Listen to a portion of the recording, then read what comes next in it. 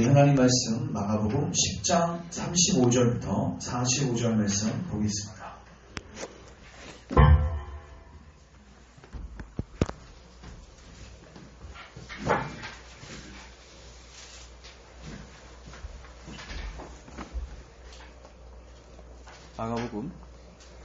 마가복음 10장 35절부터 45절까지입니다.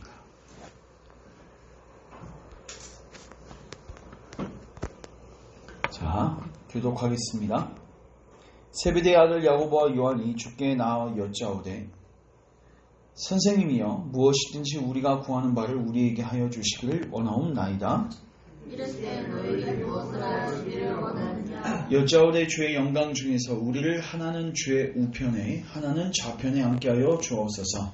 예수께서 이르시되 너희는 너희가 구하는 것을 알지 못하는가. 내가 마시는 물을 너희가 마실 수 있으며 내가 받는 세례를 너희가 받을 수 있느냐. 그들이 말하되 할 수 있나이다. 예수께서 이르시되 너희는 내가 마시는 잔을 마시며 내가 받는 세례를 받으려니와 내 좌우편에 앉는 것은 내가 줄 것이 아니라 누구를 위하여 주리려는지 그들이 얻을 것이니라. 열 제자가 듣고 야고보와 요한에 대하여 화를 내거늘 예수께서 물러나라 이르시되 음악을 짓던 자들이 그들의 임의로 집어나고 그 독감들이 그들에게 권세를 부릴 줄 너희가 알거니와 너희 중에는 그렇지 않을지니 너희 중에 누구든지 크고자 하는 자는 너희를 섬기는 자가 되고 너희 중에 누구든지 흠이 되고자 하는 자는 모든 사람의 종이 되리라. 같이 읽습니다. 인자가 온 것은 성김을 받으려 함이 아니라 우리가 섬기려 하고 자기 목숨을 많은 사람의 대속물로 주려 함이라. 아멘. 우리 같이 기도하고 말씀 보겠습니다. 하나님 감사합니다. 오늘도 우리 사랑하는 주의 백성들에게 주의 양식을 주셔서 감사합니다. 이 말씀의 양식이 선포되어질 때 성령님 우리 안에 잘 소화될 수 있도록 역사하여 주시고 이 말씀을 통해서 우리가 또 예수님을 만나는 귀한 시간들 되게 하옵소서. 예수님의 이름으로 기도합니다. 아멘. 오늘은 마가복음 10장 35절부터 45절 말씀 가지고 따라하겠습니다. 인자가 오신 목적. 인자가 오신 목적. 이 제목 가지고 하나님의 말씀 증거하도록 하겠습니다. 계속해서 비슷한 주제들이 반복됩니다. 오늘 우리는 세베대의 아들이었던 두 형제 야고보와 요한이 예수님께 기도하는 장면을 보게 됩니다.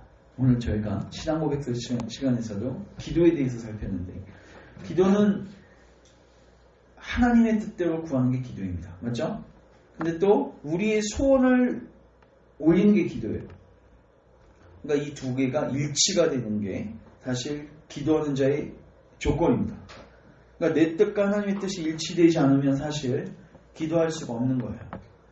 근데 야고보와 요한은 하나님의 뜻이 뭔지도 모르고 그리고 자기의 뜻이 하나님의 뜻일 것 같다고 생각하고 이제 구주께 자기의 뜻을 아는 것입니다. 자, 어떻게 아는지 잠깐 보겠습니다. 35절. 세베대의 아들 야고보와 요한이 주께 나와 여짜오되 선생님이여 무엇이든지 우리가 구하는 바를 우리에게 하여 주시기를 원하옵나이다. 사실 이거 야고보와 요한이 믿음에 고백한 거거든요. 왜냐면 예수님께서도 계속 내 이름으로 구하면 내가 다 응답하리라. 여러 번 기도에 대한 응답들을 약속하셨거든요. 근데 중요한 거는 하나님께서 무엇을 원하시는지는 이들이 전혀 감을 잡지 못했어요. 그랬더니 36절 이러시되 너희에게 무엇을 하여 주기를 원하느냐. 자 37절 시작. 하나는 주의 우편에 하나는 좌편에 앉게 하여 주옵소서. 하나는 우편에 하나는 좌편에 앉게 하여 주옵소서. 영의정 좌의정 해달라는 겁니다. 한국 버전으로 하자면 영의정 좌의정 해달라. 그래도 양심이 있다면 왕은 그래도 예수님이 하시고 왕은 예수님이 하시고 그래도 그 밑자리 바로 밑자리 영의정 좌의정은 우리 형제가 해야 되지 않겠습니까? 자, 그 다음에 넘겨주세요. 38절. 그러니까 예수님께서 먼저 질문을 하세요. 예수께서 이르시되 너희는 너희가 구하는 것을 알지 못하는도다. 너가 진짜 내 영의정하고 자의정하고 싶냐? 너 그거 진짜 원해? 그거 물어보는 거예요. 왜요? 예수님은 어떤 왕이에요? 섬기는 왕이거든요. 그럼 영의정 자의정 되면 뭐 하겠어요? 같이 섬겨야죠. 맞죠? 그러니까 이들은 예수님이 어떤 잔을 마시는지 그걸 몰랐어요. 그러니까 예수님이 마시는 잔을 나도 같이 마시겠다는 거니까 예수님이 너희들이 그걸 알았으면 사실 이렇게 함부로 구할 수 있는 게 아닌데 그러면서 질문하시는 겁니다. 보세요. 예수께서 이러시되 너희는 너희가 구하는 것을 알지 못하는도다.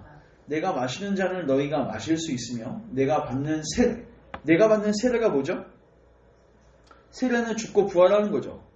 예수님한테는 그게 십자가 사건이었어요. 맞죠? 네가 그 십자가 사건을 너희가 받을 수 있느냐? 너 정말 그거 감당할 수 있느냐? 묻는 거예요.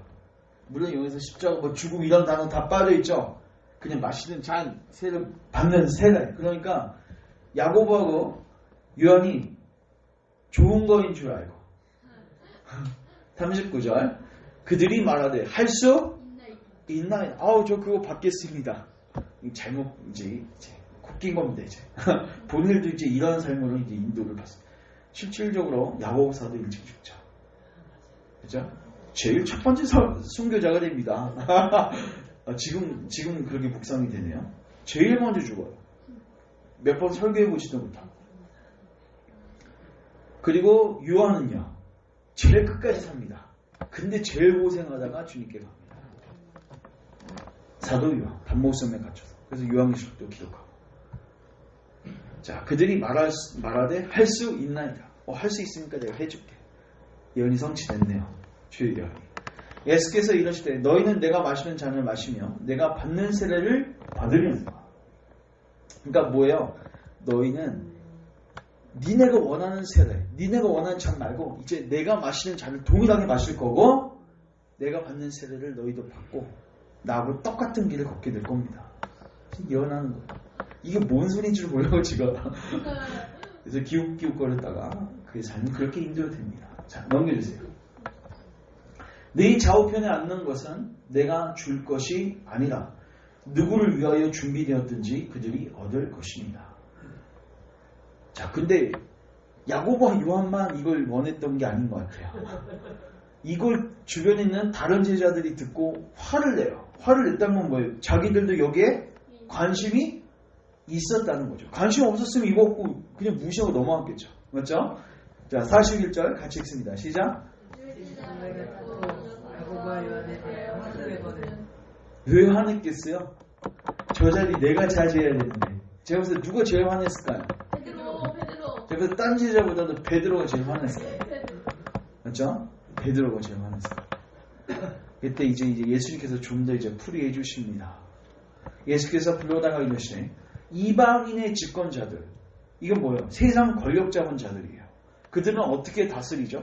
그들, 즉 백성들을 임의로 주관하고 자기 마음대로 막 주관하고 또 그 고관들이 그들에게 권세를 부리는 줄을 너희가 알거니와. 이거는 너희들이 늘 보던 왕의 모습이라는 거예요. 군림하는 왕이죠. 우리가 주변만 보면 다 이런 왕입니다. 왕뿐만 아니라 우리 주변 사회가 다 약육강식입니다. 맞죠? 경제하는 사회고 남들보다 능력 있고 잘나면은 군림할 수 있는 사회예요. 맞죠? 이게 너희들이 늘 보던 것인데. 자, 43절. 너희 중에는 그렇지 않을지. 그러니까 너희는 전혀 다른 세상에서 살지.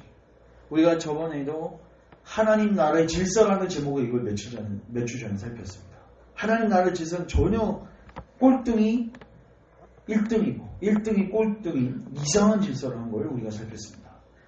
너희 중에는 그렇지 않을지니 너희 중에 누구든지 크고자 하는 자는 너희를 뭐하는 자? 섬기는 자가 되고 너희 중에 누구든지 으뜸이 되고자 하는 자는 모든 사람이 뭐가 된다? 종이 되어야 한다. 전혀 다른 질서를 말씀하세요. 근데 중요한 건 예수님은 이렇게 말씀만 하신 게 아니라 본인이 이걸 뭐 하셨어요? 수정하셨습니다. 그래서 먼저 제자들에게 요구하지 않으세요. 본인에 대해서 적용하세요. 자, 45절 같이 읽습니다. 시작. 이제와 모든 섬기를 문제함이 아니라 우리여 섬기라 무엇 자기 목숨을 예수를 많은 사람에게 부름으로 중요합니다. 그래서 인자는 예수님을 의미합니다. 예수님이 온 것은 섬김 받으려고 혹은 군림하려고 온 게 아니라 섬기기 위해서 오셨다. 누구를요? 우리를, 여러분들요. 한 명 한 명. 이걸 믿으십시오. 아멘. 그리고 어디까지 섬기냐? 목숨까지 내놓을 정도로 섬기셨어요. 누구를 위해서? 우리를 위해서, 여러분들을 위해서. 이거를 나중에 야고보와 요한이 깨달은 다음에 자기들이 군림할 수 있었을까요? 이거 없어요. 구조상. 예수님은 섬기셨지만 난 그래도 이제 군림을. 이게 안 됩니다. 이게 결국 하나님께서 우리를 다루시는 방식입니다. 본인이 먼저 섬겨주시고 그 사랑에 강권되어져서 제자들도 동일한 삶을 살게 하십니다. 그런데 예수님께서 이런 말씀하시죠. 자기 목숨을 많은 사람의 뭐로? 대속물로 주기 위해서 오셨다. 자, 그래서 오늘 제가 일단 본문은 다 해석을 했고요. 저는 오늘 이 마지막 단어에 뭐야? 대속물.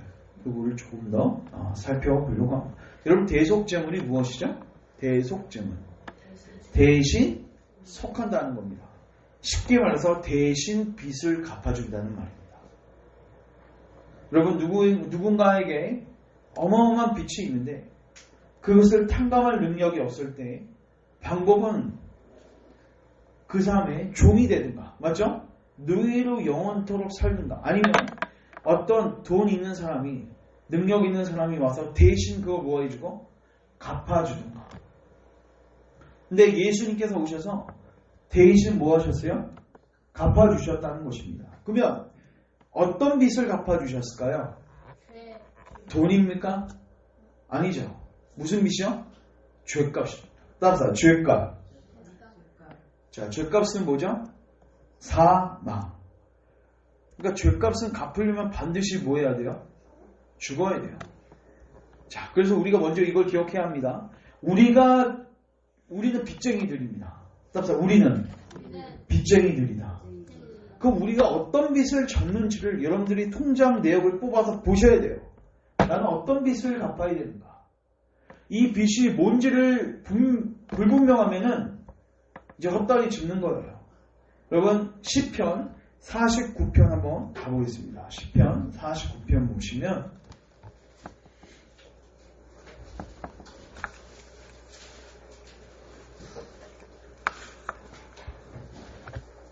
7절 보겠습니다. 7절, 8절 같이 읽겠습니다. 시작. 아무도 자기 형제를 구원하지 못하며 그를 위하여 속전에 하나님께 바치지도 못할 것을 그들의 생명을 통렬하게 바치지도 영원히 말하지 못할 것이니라. 자, 아무도 하나님께 빚을 갚을 수 있다 없다? 없다. 이유는 뭐냐면요, 우리가 갚을 빚은 딱서 생명이다. 생명에 대해서 빚을 진 거예요. 그런데 그 값이 너무 엄청나서 마련하지 못하는 정도 아니라, 아무리 우리가 영원히 이거를 마련하려고 해도 마련할 수가 없게 되는 겁니다. 그래서 왜 지옥에 가면 영원토록 고통받을 수밖에 없냐면 영원토록 그 빚을 갚을 수가 없기 때문입니다. 자, 그러면은 이렇게 적용할 수 있어요. 여러분들, 전 세계에 있는 부동산의 모든 그 부동산이 여러분의 이름으로 등기가 돼도 그 빚을 갚을 수 있어요, 없어요? 없단 말이에요. 내가 100억, 아니 몇 조 되는 재산을 갖고 있어도, 혹은 내가 수많은 인맥을 갖고 있어도, 내가 좋은 인품을 갖고 있어도, 내가 좋은 집을 많이 갖고 있어도 그걸로는 갚을 수가 없는 빚이에요, 이거. 이 빚을 갚으려면 정확하게 뭐 해야 돼요? 생명에 대해서 죽고 부활하는 게 있어야 돼요. 제가 이걸 왜 말씀드리냐면, 우리의 문제가 뭔지를 모르면 계속 헛다리 짚는 거예요. 왜 교회에 와서 왜 자신들이 추구하는 세속적인 복들을 구하는가? 자기가 지금 뭐가 적자고 뭐가 마이너스인지를 모르는 거예요.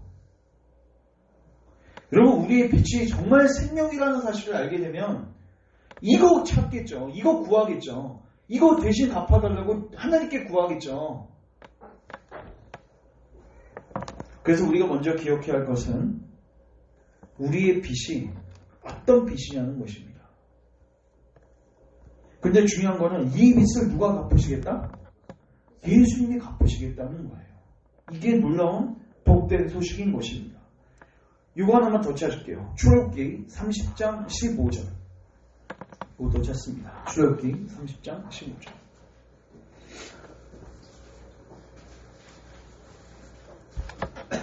15절. 자, 너희의 생명을 대속하기 위하여 15절입니다. 자, 우리 14, 15절 같이 한번 읽겠습니다. 시작.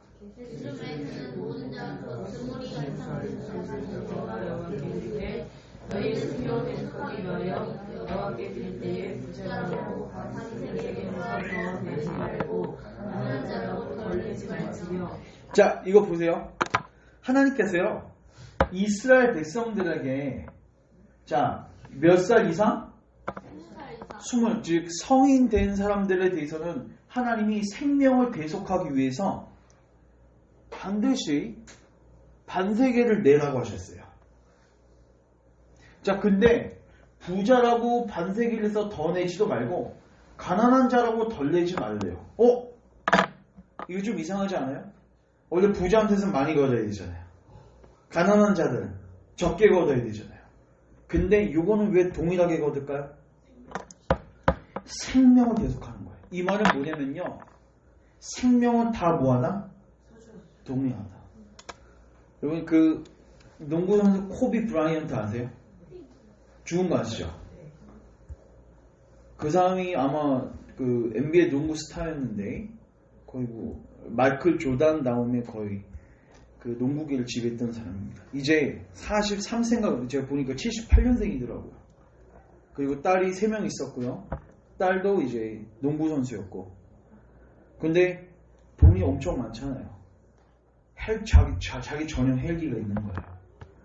그래서 딸 그 농구 시합 거기 코치하려고 갔는데 딸 태우고 같이 간 거예요.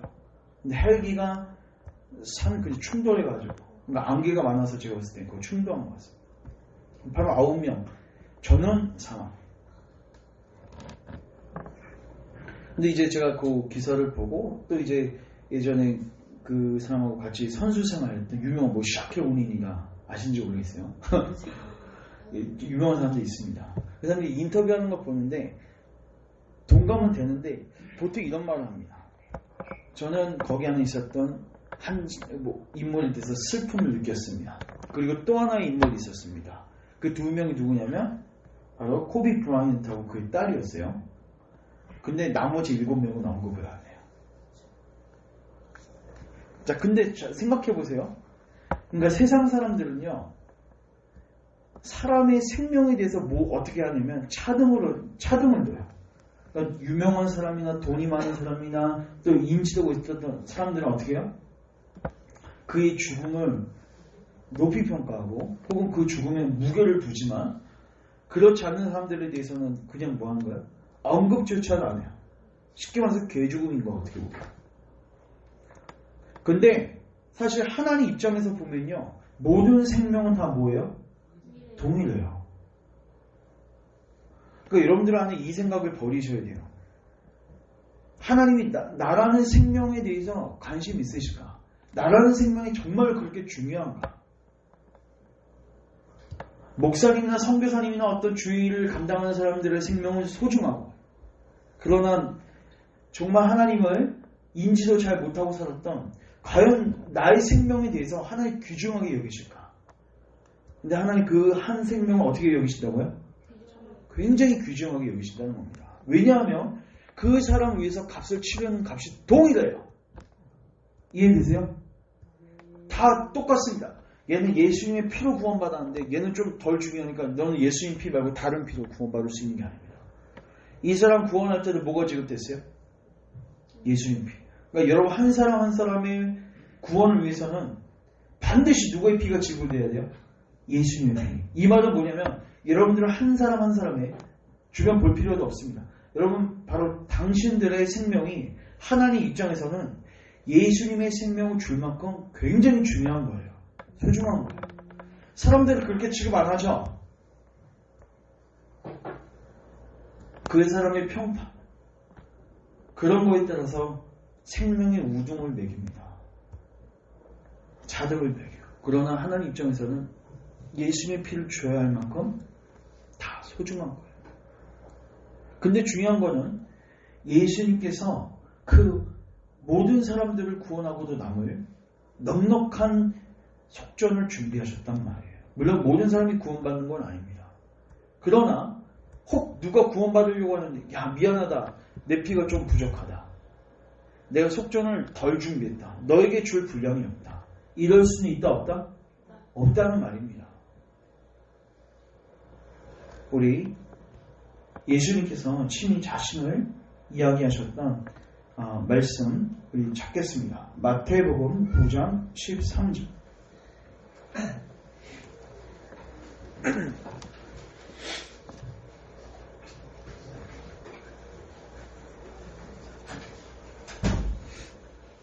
마태복음 9장 13절입니다.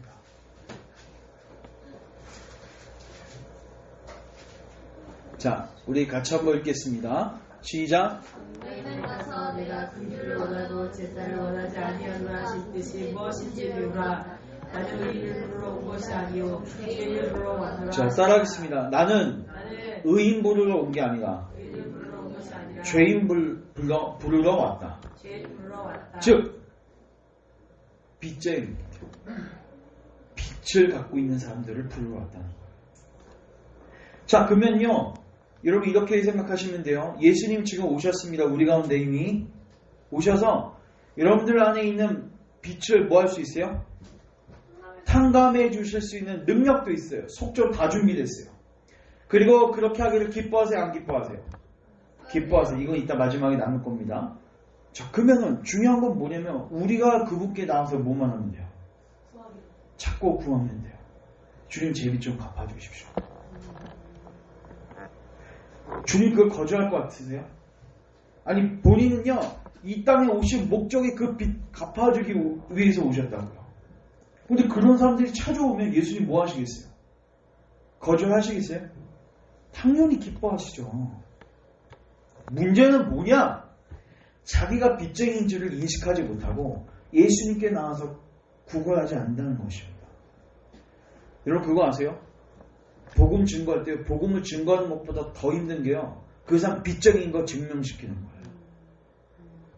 죄인임을 깨닫게 만드는 게 더 힘들어요.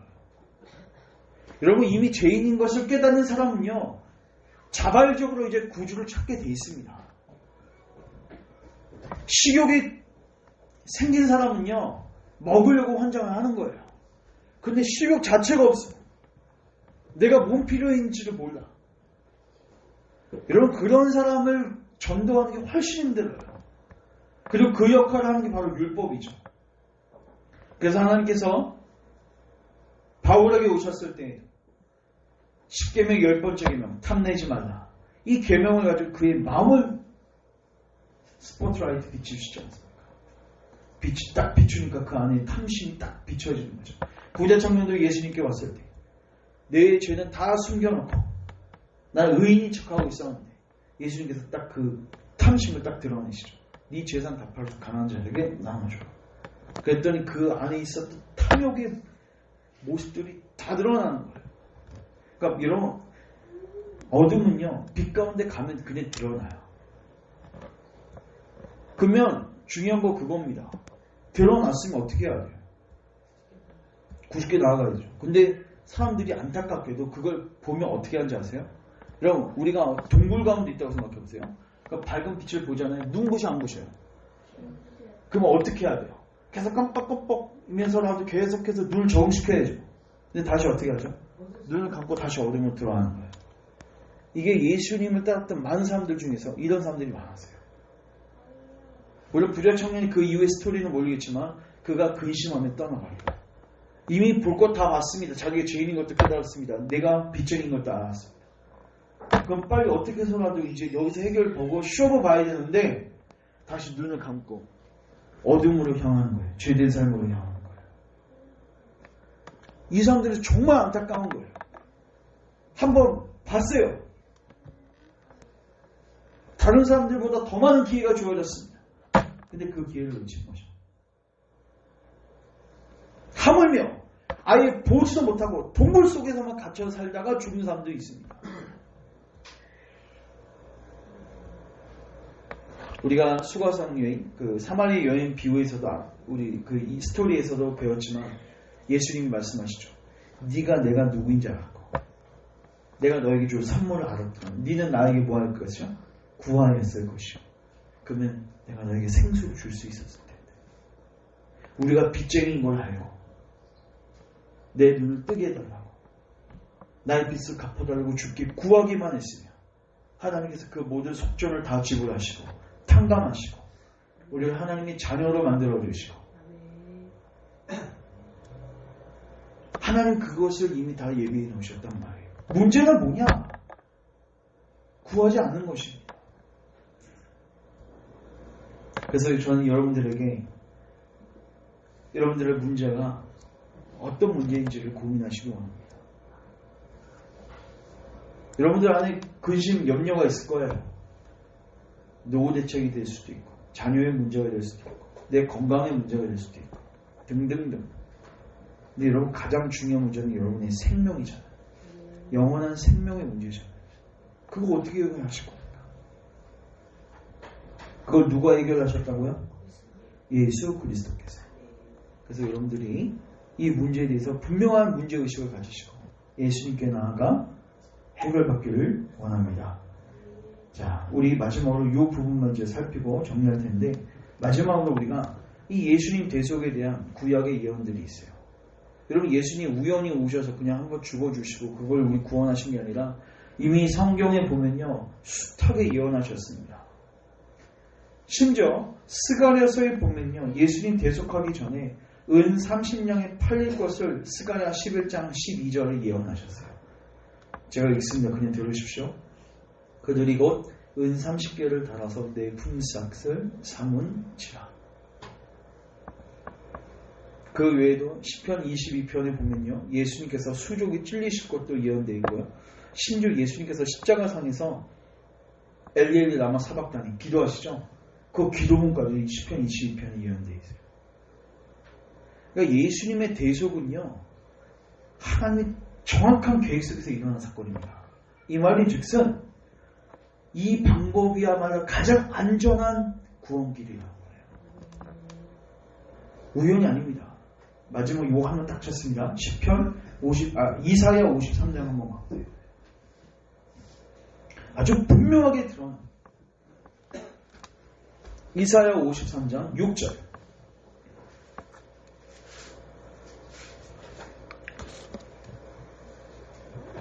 같이 한번 읽겠습니다. 시작. 우리는 다 양 같아서 그를 각기 제 길로 갔거든. 여호와께서는 우리 모두의 죄악을 그에게 담당시키셨도다. 우리는 다 양 같아서 그릇 행하여 각기 어느 길로? 제 길로. 이게 우리가 사는 방식입니다.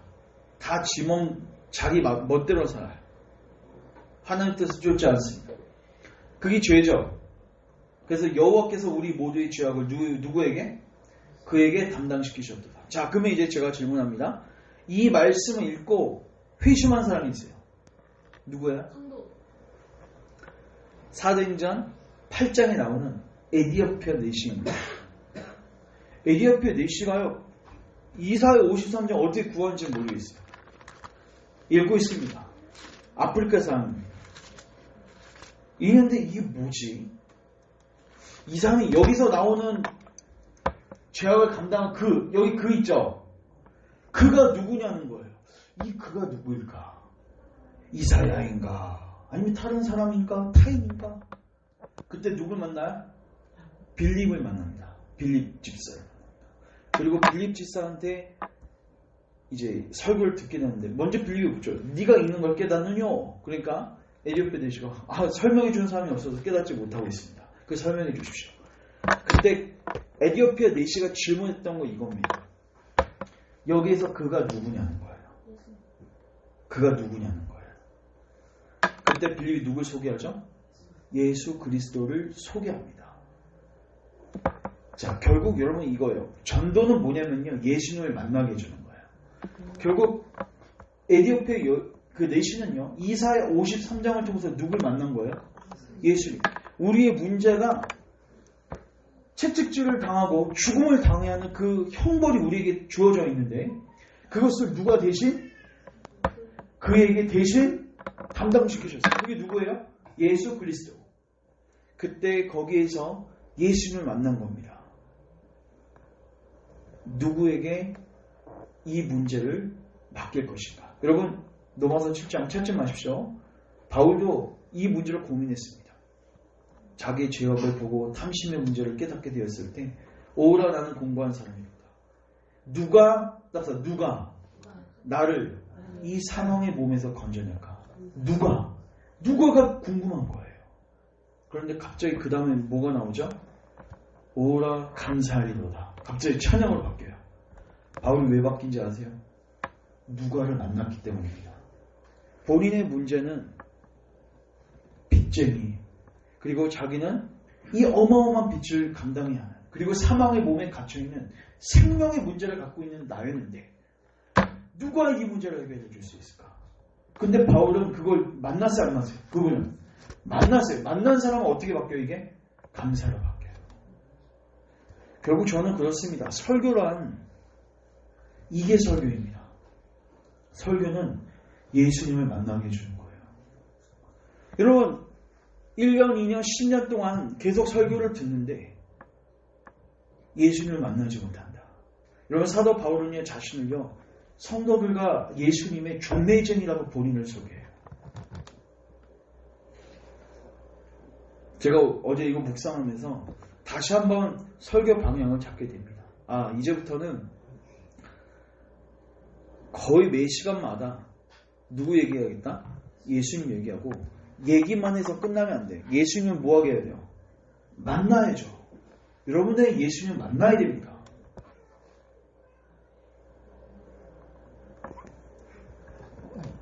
여러분, 우리 신앙은요, 핵심은 그겁니다. 내 문제를 깨닫고 그걸 누가 해결해 주실 것인가. 그리고 그 누가가 누구예요? 예수님이시죠. 그 예수님을 만나는 거예요. 그러면요, 다 끝나요. 예수님을 만나면 사마리아 여인들 그 문제가 다 해결됐습니다. 기갈간 갈증이 다 해결되고요. 예수님 제자들도 마찬가지입니다. 사랑하는 형제 자매 여러분, 신앙생활이 무엇입니까? 교회를 여러분 몇 년 다니셨습니까? 묻고 싶은 거는 신앙의 연륜을 묻는 게 아니라 예수님 만나셨습니까? 여러분, 억울하지 않으십니까? 이 에디오피아 내시는 성경책 한 장 읽다가 회심했는데 뭐 예수님 만났는데 많은 장도 필요 없었어요. 이사야 50장 한 장 읽다가 예수님 만났어. 야, 여러분들 성경책 몇 번 읽으셨어요? 물론 안 읽는 게 문제지만 우리가 정말로 신앙의 목적을 분명히 하셔야 돼요. 여러분, 교회 다니는 이유, 신앙생활 하는 이유 딱 하나입니다. 누구 만나야 돼요? 예수님. 여러분, 복음서의 주제가 뭐예요? 예수님이 누구인지 아는 겁니다. 그리고 알면 그분을 만나게 되세요. 자기가 나아가니까 그분께. 그리고 그분께 나아가는 자는 반드시 생수를 경험하고 자신의 사망의 문제, 빚 문제를 해결받게 되어 있습니다. 그래서 저는 오늘 여러분들에게 동일하게 도전하고 또 위로를 드립니다. 예수님은 여러분의 죄를 위해서 죽으셨습니다.